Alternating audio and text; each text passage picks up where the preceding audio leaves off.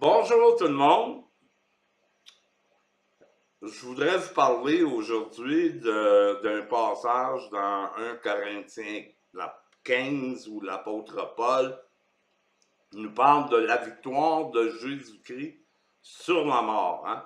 Après sa résurrection, c'est dit qu'il a vaincu la mort, hein, parce que Pierre dit qu'il est descendu au séjour des morts pour y prêcher l'Évangile. Hein. Il fallait que les morts entendent. Jésus l'avait dit, hein, voici l'heure vient et elle est déjà venue où les morts entendront la voix du Fils de l'homme et ceux qui l'auront entendu vivront. Hein.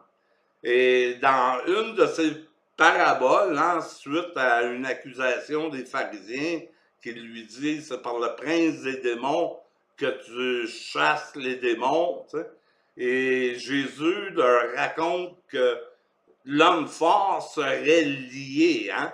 Et l'homme fort, ça vient de la mythologie grecque, en fait. Hein? Jésus, il n'est pas là pour défaire toutes les légendes urbaines qu'il y a à son époque. Il a un message théologique à livrer. Il a à parler de lui, de son œuvre, de révéler le Père. Alors, il ne s'attarde pas des heures de temps à régler des problèmes de croyances superstitieuses. Hein? Vous savez, dans l'Ancien Testament, on a traduit des vocables hébreux en grec, hein, à Alexandrie, entre autres, quand on écrit la Septante. La Septante, c'est la version grecque des Écritures. Alors, bien sûr, on va utiliser plein de vocables grecs pour désigner des réalités de l'Ancien Testament. Mais le problème avec les gens qui manquaient de culture ou d'instruction et qui vivaient parmi les Grecs ou parmi les gens qui étaient hellénisés, hein, parmi les nations, que ce soit les Romains ou autres, mais on adoptait leur culture, leurs croyances, leurs légendes urbaines, et on essayait de faire fitter ça dans le cadre de la théologie hébreu, parce qu'on était familier avec ces mots-là, mais on connaissait pas tout le bagage de la culture grecque par rapport à ces mots-là. Alors on est venu à s'inventer toutes sortes de légendes urbaines, mais Jésus-Christ passe complètement à côté de ces choses-là et il va même se servir de ces légendes urbaines-là pour mettre du poids justement à qu'est-ce qu'il est sur le point d'accomplir. Hein? Et dans ces cultures, la mort était un endroit mystérieux, hein, qui était souvent gardé par un dieu et des armées du dieu qui était là uniquement pour garder ce lieu afin que personne s'en échappe. Hein. Alors Jésus dit qu'il ne les nomme pas, lui, il va juste prendre un attribut. Il dit, il faut que cet homme fort-là soit lié. Et alors, tous ses biens lui seront enlevés. Hein. Et l'apôtre Pierre nous dit que Christ est descendu dans le séjour des morts pour proclamer l'évangile aux morts et il a pris tous ceux qui étaient captifs et il les a rendus libres, hein, il les a arrachés de ce lieu. Et l'apôtre Pierre nous dit que cette mort, elle a été vaincue car il est venu pour libérer tous ceux qui étaient retenus captifs par la mort. Et c'est exactement ce que l'Épître aux Hébreux nous dit aussi. Il est venu pour libérer tous ceux qui, par crainte de la mort, étaient retenus captifs de la mort. Et dans 1 Corinthiens 15, c'est dit que par sa mort, il a vaincu la mort. Hein? Il est ressuscité de la mort et ainsi il a vaincu la mort. Et c'est pour ça que Paul s'élance avec un grand cri de joie. Ô mort, où est ta victoire? Ô aiguillon, où est ta victoire? Et quand Paul écrit l'Épître aux Corinthiens, chapitre 15, Il dit, comme il a été écrit, hein, ça avait été annoncé dans l'Ancien Testament. Et c'est Osée qui le prophétise. Hein. Il dit, ô mort, où est ta victoire? Ô peste, où est ta destruction? Il y a un temps où la mort, elle est vaincue. Dans l'Apocalypse, on voit qu'il y a un lac de feu, et ça, on va y revenir. Hein. Il y a tout un symbolisme autour du feu. Vous savez que le mot feu vient d'un mot grec qui est pur, hein? Et c'est le même mot qui est à la racine de purification. Hein? Le feu, il purifie. Hein? Dans Malachie, le Messie vient au travers d'une fournaise ardente pour purifier son argent et pour purifier son or. Hein? Il vient au milieu d'une fournaise ardente. Alors, il vient au milieu du feu, mais dans un but de purification, c'est pour purifier les fils de Lévi qu'il vient. Comme on purifie l'or et l'argent. Hein? Alors, il n'est pas surprenant de trouver un lac de feu dans l'Apocalypse. Hein? L'Éternel lui-même, dans l'Épître aux Hébreux, est un feu consumant. Si vous allez dans l'Ancien Testament pour voir toute la typologie hein, des ombres et des images qui étaient là pour manifester d'autres choses, hein, c'était seulement un nombre des choses à venir, mais vous allez le voir, ce feu omniprésent, hein, lors de l'alliance avec Abraham, on met des animaux partagés, hein, parce que c'était la coutume à l'époque, quand deux hommes faisaient une alliance entre eux, ils partageaient des animaux et ils se promenaient au travers de ces animaux-là. Hein, c'est une culture très tribale. Et lorsque Dieu fait alliance avec Abraham, mais il se promène lui aussi autour des animaux partagés. Et il se promène sous la forme du feu. Lorsque Dieu apparaît à Moïse sur la montagne, c'est dans un buisson ardent, un buisson qui ne se consume pas. Israël au désert, il est conduit au travers d'une colonne de feu. Ézéchiel, lorsqu'il voit Dieu, il voit son char environné de feu. Le Nouveau Testament nous dit que tout homme va être salé de feu. Et c'est repris à l'Ancien Testament, c'était déjà dans l'Ancien Testament que tout homme allait être salé de feu. À la Pentecôte, lorsque le Saint-Esprit descend sur les gens, c'est sous la forme de flammes de feu. Le feu, il est symbolique. Hein? L'apôtre Paul dit même dans l'Épître aux Corinthiens, concernant un homme qui a commis l'inceste, je l'ai livré à Satan afin que son âme puisse être sauvée au dernier jour. Lui-même sera sauvé, mais comme au travers du feu. Et ailleurs, c'est dit que Dieu va consumer l'œuvre de chacun. Tout ce qui va avoir été construit avec du bois et du foin va brûler, mais ce qui a été construit avec des pierres précieuses, mais ça va subsister. Hein? Puis c'est l'œuvre de chacun qui va être révélée par le feu. Ce n'est pas seulement l'œuvre des chrétiens, comme on nous annonce, ah, ça c'est une partie où Dieu récompense son peuple. Non, non, c'est tous, tout homme sera salé de feu. Alors, l'enfer dans l'Ancien Testament, d'où ça nous vient, ça? Le mot hébreu, c'est Sheol. Et Sheol, c'est la mort. C'est le lieu où vont tous les êtres vivants. Jacob dit, je descendrai vers lui en parlant de son fils, mais lui ne reviendra pas vers moi. Et David dit, où irai-je loin de ta face? Si je monte aux cieux, tu y es, et si je descends au séjour des morts, t'y voici encore. Le livre de l'Ecclésiaste nous dit, il n'y a aucune activité dans le séjour des morts. Il n'y a aucune pensée. Qui te louera dans le séjour des morts, nous dit David. Le mort, il est dans l'oubli, il dort.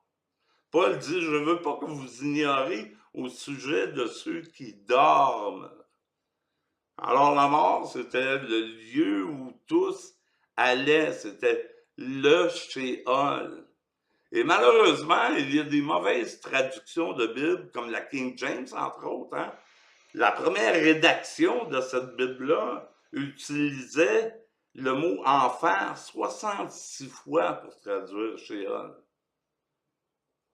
Mais elle a été forcée de se reviser au travers des années, hein, parce que la connaissance du grec et de l'hébreu, elle augmente. Hein, et ils ne peuvent plus faire ce qu'ils veulent faire. Hein.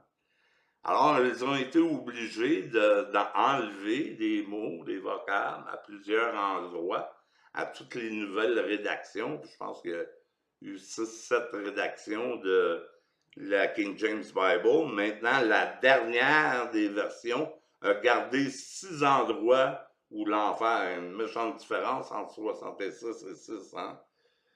Mais même les 6 références qu'il y a à l'heure actuelle, ils ne devraient pas être là, car le mot, c'est simplement Sheol dans l'Ancien Testament.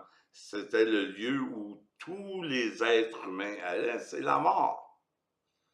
Et c'est ce que Dieu avait dit à Moïse, hein? Le salaire du péché, c'est la mort, hein? Si tu fais le bien, tu vas vivre. Si tu fais le mal, tu vas mourir. Car le salaire du péché, c'est la mort. Nulle part, il nous est dit que le salaire du péché, c'est l'enfer. Si le salaire du péché serait l'enfer, mais on serait encore dans nos péchés parce que Jésus-Christ n'a pas payé le salaire du péché. Il a payé uniquement de sa mort. Et quand je dis uniquement, je mélange mes mots. C'est vraiment quelque chose de grandiose, ce qu'il a fait. Mais si le salaire du péché serait l'enfer, mais Jésus-Christ nous a pas libérés du péché, car il n'a pas payé la dette. Il n'a jamais été en enfer, il n'a jamais été retenu captif de l'enfer. Il a été retenu captif par la mort.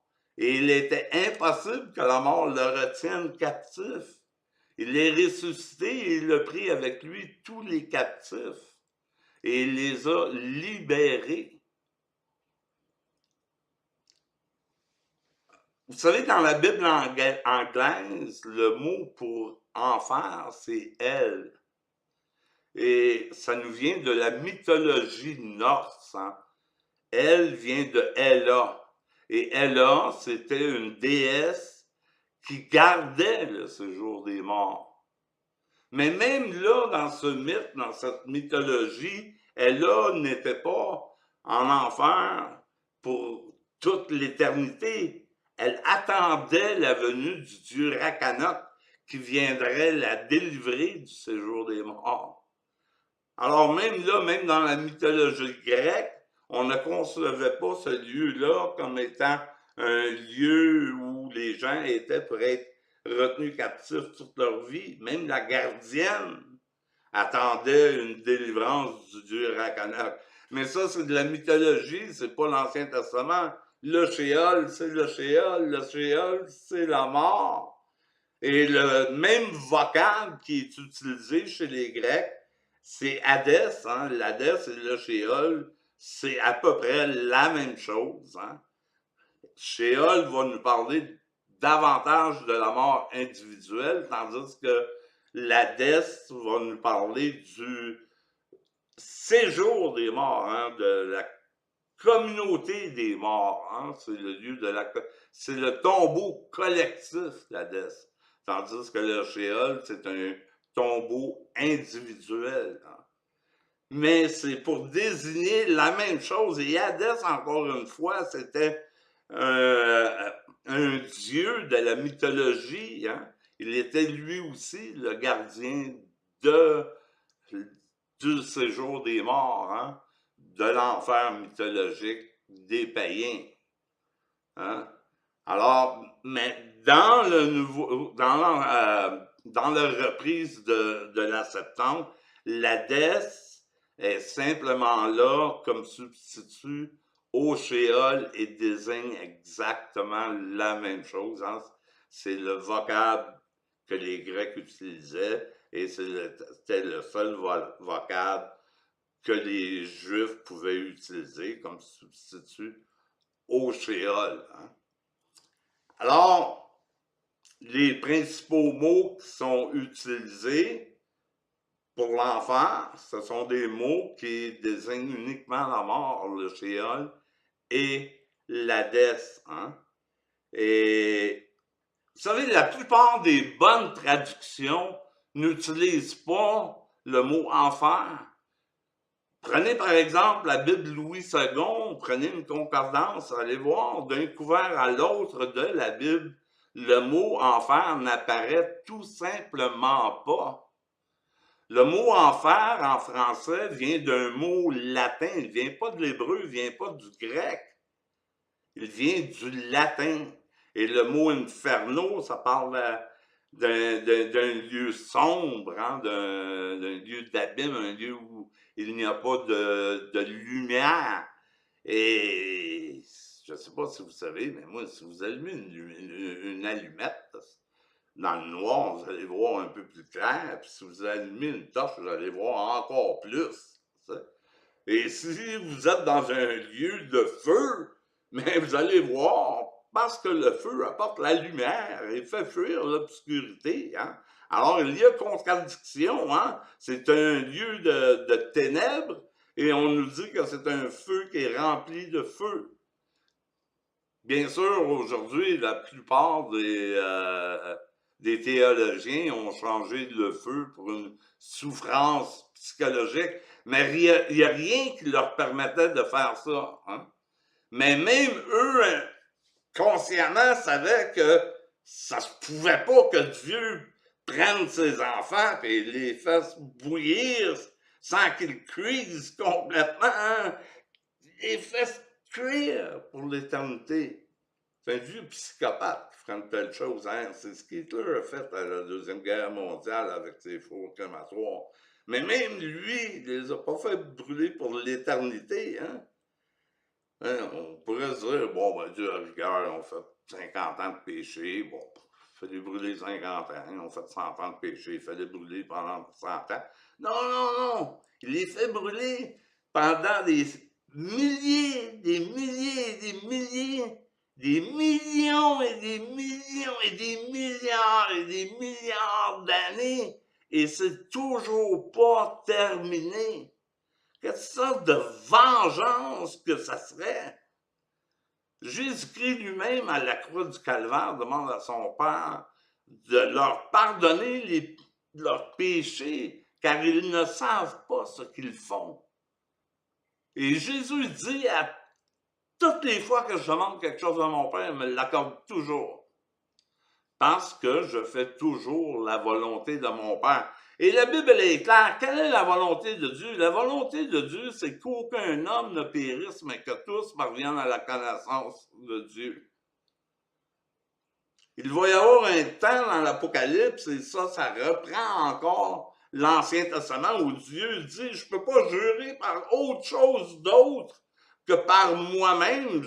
Il devait jurer par qu'est-ce qu'il y a de plus haut. Alors il jure par lui-même. Il dit, je le jure que tous genoux vont fléchir et que toutes bouches vont confesser que Jésus-Christ est Seigneur à la gloire de Dieu. Ailleurs, c'est dit, tout œil va voir le salut de Dieu. Nier ceci, c'est nier les plus grandes promesses de toute la Bible. Hein, la promesse a dit à Jacob, elle s'est répétée en Isaac et en Abraham, que toutes les nations de la terre seraient bénies au travers de lui. Et plus loin, c'est dit que toutes les familles de la terre seraient bénies en lui. Le psalmiste nous dit que tout œil verra le salut de Dieu. Tout genou fléchirait, toute bouche confesserait. Toutes les nations, dans Ésaïe, toutes les extrémités de la terre, même le rebelle habitera dans la présence de Dieu. Dieu dit, celui qui était hérité contre moi, il lui sera annoncé. Il y a une réconciliation avec ces gens qui sont hérités contre Dieu. Dieu était en Christ réconciliant le monde avec lui-même en ne lui imputant point ses offenses. Alors Jésus est descendu dans le séjour des morts pour y libérer les captifs. Un autre vocable qui a malheureusement été traduit par enfer, c'est la Géhenne. Hein? La Géhenne, c'est une vallée. Elle s'appelait dans l'Ancien Testament la vallée de Guinon. Hein? C'est un individu, c'est une personne. Et il louait sa vallée aux adorateurs de Baal. Et ces adorateurs-là allaient donner des sacrifices, offrir des sacrifices à Baal. Ils faisaient passer leurs fils et leurs filles par le feu. Et Dieu dit qu'une telle abomination lui était jamais passée par la tête. Hein? Et on va fermer dans l'Ancien Testament, hein, on va interdire ce lieu après la destruction des Baals. Je pense que c'est le roi Akaz qui fait fermer complètement la vallée. Et au temps de Jésus, cette vallée va devenir un dépotoir municipal, hein, où on brûle les déchets et on brûle les carcasses des criminels. Hein, c'est pour ça que c'est dit que c'est le lieu où le ver ne meurt point et où le feu ne s'éteint point, parce que le feu, il était toujours entretenu dans cet endroit. Puis il y avait tellement de carcasses, puis de déchets, puis comme les dépotoirs actuels, hein. Et il devait y avoir des rats partout et des vers, à un tel point qu'il y a eu l'expression là où le ver ne meurt point.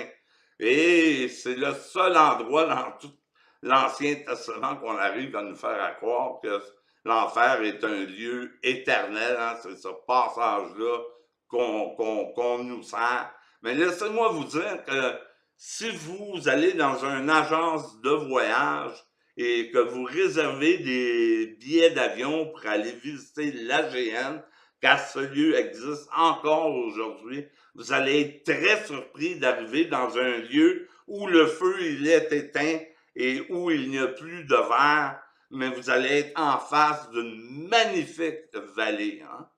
La GN, elle existe encore aujourd'hui. Elle n'est pas éternelle, mais elle existe encore. Et il y a longtemps que le feu a été éteint. Et il y a longtemps qu'il n'y a plus de fer. Ô mort, où est ta victoire? Ô mort, où est ta peste? Ô peste, où est ta destruction? Où est ton aiguillon? Jésus-Christ a remporté la victoire sur la mort. L'apôtre Paul nous dit plus loin, je pense que c'est toujours dans l'Épître aux Corinthiens, il faut qu'il règne jusqu'à ce qu'il ait mis tous ses ennemis sous ses pieds. Et le dernier ennemi à vaincre, c'est la mort. Et lorsque la mort sera vaincue, le Christ remettra le royaume à Dieu le Père. Lorsque tout lui sera soumis, il est évident que le Père ne sera pas soumis au Fils, mais le Fils va se soumettre au Père afin que Dieu soit tout et en tous. Ça, c'est la glorieuse espérance, hein, qui vient après les anges. Après les anges. L'apôtre Paul est le seul à voir après les anges. Hein. Il y a un temps où Dieu va réconcilier toutes choses avec lui-même. Et même l'apôtre Pierre en a eu un aperçu, hein, lorsqu'il prêche le jour de la Pentecôte devant le temple de Salomon. Hein. Il parle du Christ et il dit, ce Christ que le ciel doit garder jusqu'au jour du rétablissement de toutes choses. Hein. Et si vous lisez les lettres de l'apôtre Paul, je vous encourage à souligner le mot tout, tous et toutes. Hein, ça exclut rien tout, hein, tout et tout. Et il a plu à Dieu de tout réconcilier avec lui-même. Tant les choses qui sont dans les cieux que les choses qui sont sur la terre. Vous savez, le péché est même plus un obstacle. Hein? L'évangile de Jean nous dit qu'il est lui-même une victime expiatoire, non seulement pour nos péchés, mais pour ceux du monde entier. L'apôtre Paul dit qu'il est le sauveur principalement des chrétiens, mais le sauveur de tous les hommes. Lorsque Jean-Baptiste voit venir à son baptême Jésus, il dit « Voici l'agneau de Dieu qui ôte le péché du monde. » Jésus n'est pas seulement un sauveur potentiel, il est réellement le sauveur du monde. Le plan de Dieu, c'est pas un vulgaire souhait, c'est pas un désir. Hein? Il a plu à Dieu de tout réconcilier avec lui-même, selon son bienveillant dessein, selon son bienveillant plan. C'est la suprême intention de Dieu, hein, pour reprendre une expression de Hélène de Northwich. Excusez, un rapport en bouche encore. On va y revenir, hein? Je vais préparer un message bientôt sur toutes choses en Christ, en toutes choses sont de lui, par lui et pour lui. Et je vais vous sortir tous les endroits où le mot « tout » est utilisé dans l'Ancien Testament comme dans le Nouveau Testament. Vous savez, il y a 840 versets qui parlent d'un salut universel. La plupart des pasteurs ou des biblistes qui croient à une perdition éternelle laissent ces passages-là de côté ou les déforment complètement pour leur faire dire quelque chose d'autre. Mais ils sont tellement puissants, ces versets-là, c'est les plus glorieuses promesses de toute la Bible. Ça nous promet que notre oncle alcoolique, notre tante junkie, notre cousin Jérémie qui est en prison, il y a un salut qui va être possible pour eux aussi. Bien sûr que Christ est mort pour son Église. Bien sûr qu'il y a des bénédictions à être croyant. On fait partie de la première récolte de Dieu et on est co-ouvrier avec lui. Et on va juger le monde avec lui. Pensez pas qu'on va juger le monde dans la connotation négative d'un jugement. Il y a une connotation positive au jugement. Quand les jugements de Dieu sont sur la terre, les habitants de la terre apprennent la justice. Dieu établissait des juges en Israël. C'était pas pour condamner Israël, c'était pas pour les perdre, c'était pas pour les torturer ou les livrer à des tortures. C'était pour les affranchir, c'était pour les libérer. Le message de l'Évangile est vraiment une bonne nouvelle libératrice pour tous les peuples. Toutes les extrémités de la terre verront le salut de Dieu. Tout œil le verront. Tout œil verront le salut de Dieu. Tous genoux vont fléchir. Et ça ne sera pas une adoration forcée, car c'est essentiel que ceux qui croient en Jésus aient la révélation par le Saint-Esprit. Il est impossible de venir à Jésus-Christ. Il est impossible de dire Jésus est Seigneur sans l'intervention du Saint-Esprit. Ça, c'est la Bible qui le dit. C'est pas moi, je ne l'ai pas inventé. C'est dans la Bible. Alors, cette adoration ne sera pas une adoration forcée. Tout œil, un jour, va reconnaître la suprématie de Jésus-Christ, qu'il est le centre de gravitationnel de toutes choses.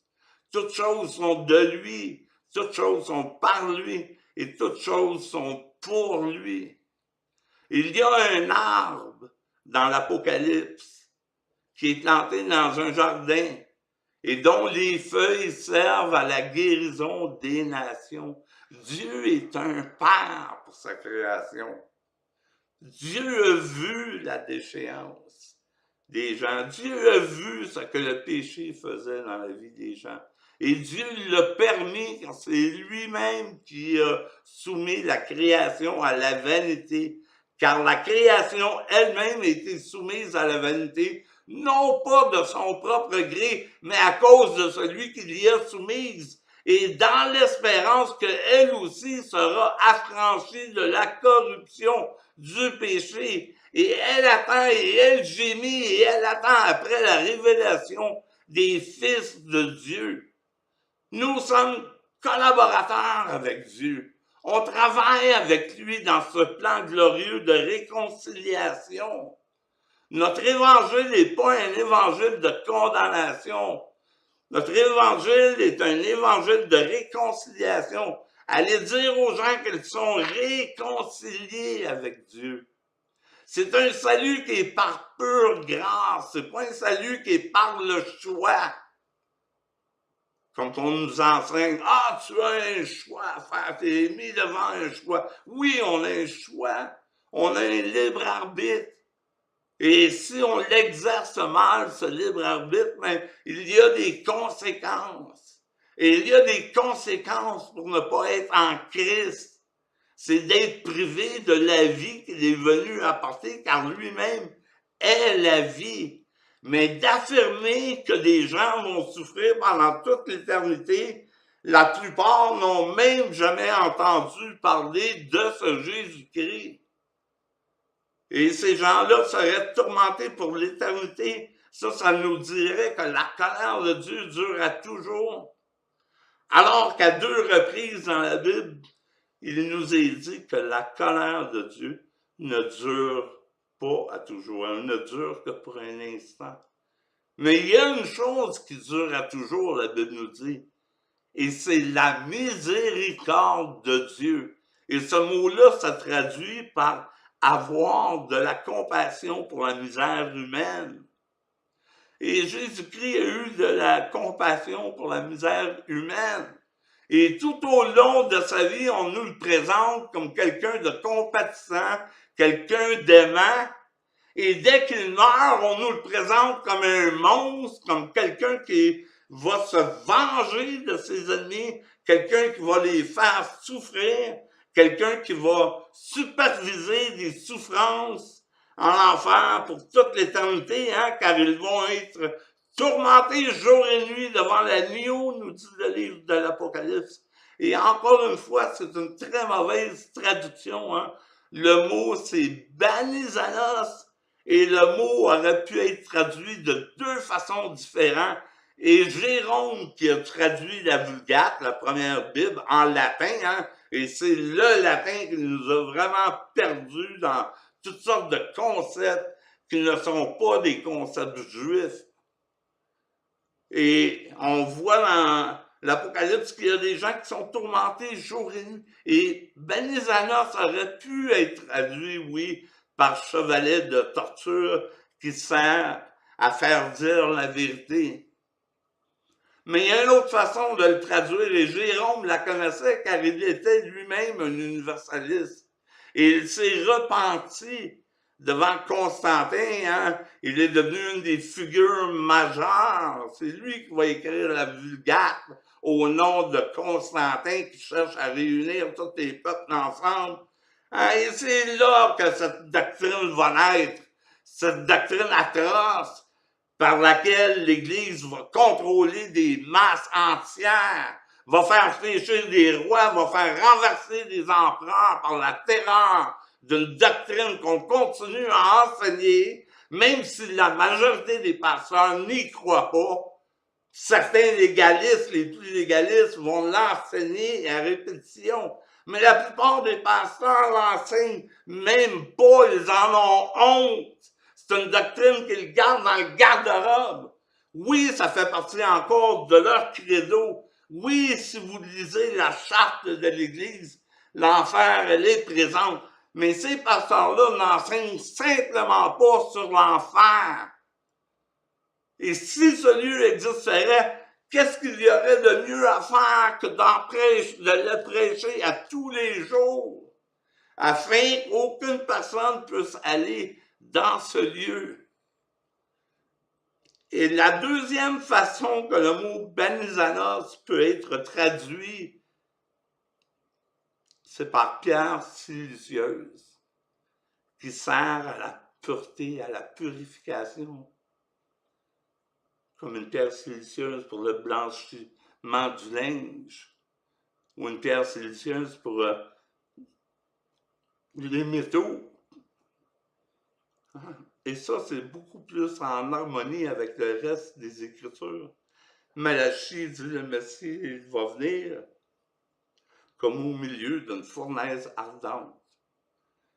Et il vient pour purifier son or, pour purifier son argent.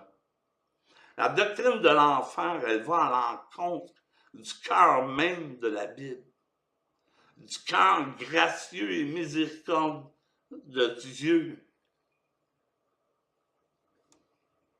Même notre conscience nous enseigne que c'est un mensonge, on le sait dans notre conscience. J'ai des pasteurs qui viennent me voir en secret pour discuter de cette théologie. Et passaient 2 heures avec moi, c'était fini. Ils croyaient plus. Ils croyaient plus et ils étaient libérés et affranchis. Quelle angoisse que c'est d'imposer une telle doctrine à des hommes, leur dire que leurs familles, qui sont athées, qui n'ont pas connu le Seigneur, on dit qu'ils l'ont rejeté. Ils ne peuvent pas rejeter Colin, quelqu'un qui connaisse mal ou si mal, quelqu'un que la tradition a complètement déformé. Ils ne le connaissent pas. Et on leur dit, indirectement, ta famille, tu étais chanceux, tu as été sauvé par la grâce de Dieu, sa miséricorde, tu as toutes les raisons du monde de louer le Seigneur, mais là, tu es là tout seul dans ta chambre le soir, tu dis, moi j'ai été sauvé, mais ma petite soeur, mon petit frère, ma mère, mon père, mes tantes, mes oncles, mes cousins, les gens que je croise à tous les jours. Et il y a un certain cercle chez les croyants où ils sont tellement exclusifs que la vaste majorité, il y a juste eux autres de sauver, juste eux autres. Puis même parmi eux autres, il y a un autre cercle de croyants. Ils annoncent même à leurs membres que des gens de leur église qui sont en danger de se retrouver là, qui peuvent perdre leur salut. Selon eux, il n'y aura pas grand monde au ciel. Moi, je sais que je ne pourrais pas être dans un lieu où il y a une célébration, il y a un party, manger du cocktail, des petites saucisses, du caviar, un petit drink. Puis là, tu entends les cris. Ah! C'est quoi ça? Ah, fais-toi-en pas, c'est le maître de la maison. Il est après torturer des gens en cave, c'est pas grave. Mon Dieu. N'importe laquelle parmi nous appellerait la police. Pensez un instant, on vous décrit Dieu, on vous dit un homme sur la planète à l'heure actuelle, ces intentions-là. Ça fait la police tout de suite, c'est un terroriste, c'est un malade, il faut faire quelque chose. Mais pour Dieu, non, c'est justice de Dieu. Il n'y a aucune justice à torturer des gens pendant tout. Que ça soit dans un lieu physique ou que ça soit psychologique. La souffrance, j'en sais quelque chose, la souffrance psychologique peut être aussi atroce que de la souffrance physique. Hein? Fait que... Dieu qui ferait des choses comme ça à ses enfants? Impossible. Pas mon Dieu. Pas mon Dieu. J'ai trop étudié les Écritures. Je connais trop la grâce de Dieu pour ma propre vie. Je connais la miséricorde de Dieu sur ma vie. Non. Jamais, jamais, jamais, jamais. Relisez les Écritures. Relisez toutes les promesses glorieuses des Écritures. Non. Faites-vous pas monter un bateau, étudiez par vous-même. Laissez pas les gens vous imposer des doctrines aussi affreuses. Laissez pas ces doctrines-là venir jouer avec votre tête. C'est pour la liberté que Christ vous a affranchi. Ô mort, où est ta victoire? Ô aiguillon, où est ta puissance? Ô peste, où est ta destruction? C'est glorieux, il a vaincu la mort. Hein? Il a vaincu la mort. Oui, on a une bonne nouvelle. Annoncer un feu éternel, un châtiment éternel. Laissez-moi vous dire que c'est très loin. C'est très loin d'être une bonne nouvelle. C'est même à l'opposé d'une bonne nouvelle. Là où le péché a abondé, la grâce de Dieu a surabondé.